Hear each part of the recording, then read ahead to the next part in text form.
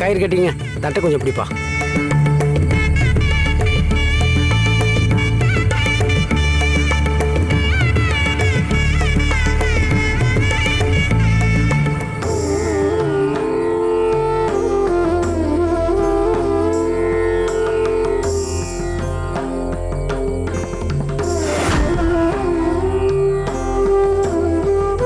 அம்மாடி துர்கா, உன்னோட வேண்டுதலுக்காக அக்னி குண்ட இறங்க போறதா கௌரி சொன்னான்.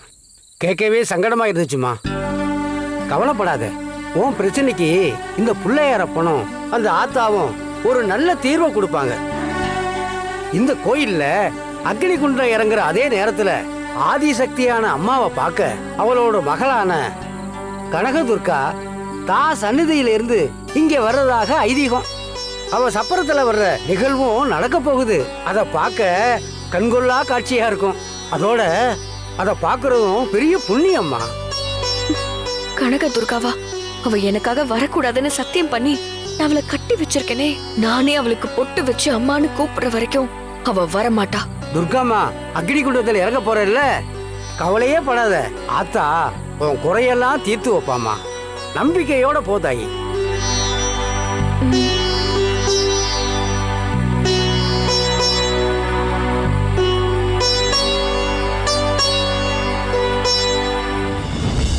சின்னையா இன்னும் என் மேல கோவத்துல இருக்காரு போல.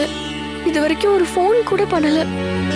நாம பண்ணாலும் அவருக்கு போக மாட்டேங்குது. அத்தை மாமா கிட்ட சொல்லிட்டு வந்தோம். ஆனா அவங்க சின்னையா கிட்ட சொன்னாங்களான்னு தெரியலையே.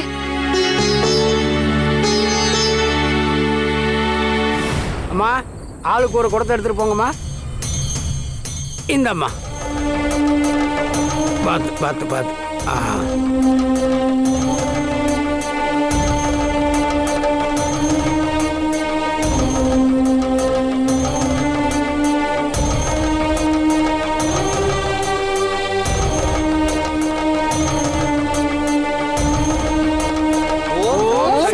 பராசக்தி.